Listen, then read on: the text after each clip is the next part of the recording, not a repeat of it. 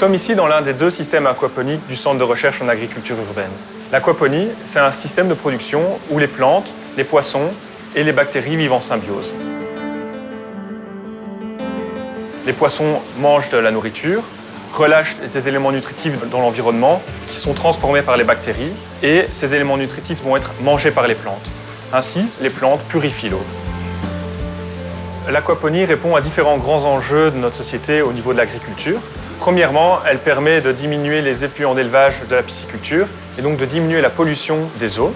Ensuite, l'aquaponie permet de diminuer la consommation d'engrais par les plantes. L'aquaponie, d'une manière générale, aussi bien pour l'aquaculture que pour les plantes, permet de diminuer la consommation en eau.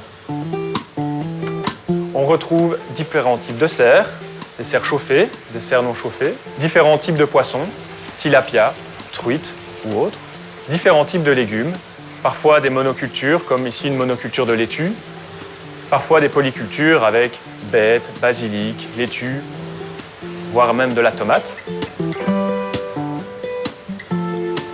Pour répondre à différentes problématiques, le projet Smart Aquaponics crée d'une part un jeu qui permet d'apprendre l'aquaponie, d'autre part un outil de monitoring qui permet de suivre le système aquaponique tout au long de son utilisation.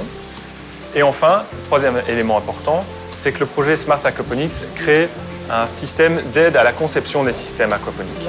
L'intérêt d'un outil tel que Smart Aquaponics, c'est que nous pourrions tester le futur système aquaponique tel que s'il était en production et donc simuler et valider certains choix techniques et valider l'efficience future. Et donc ce serait un très bon outil d'aide à la décision pour nous et pour nos clients.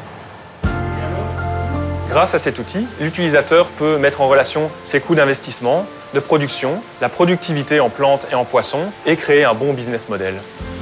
Le modèle est actuellement fonctionnel et sera accessible au public en 2021.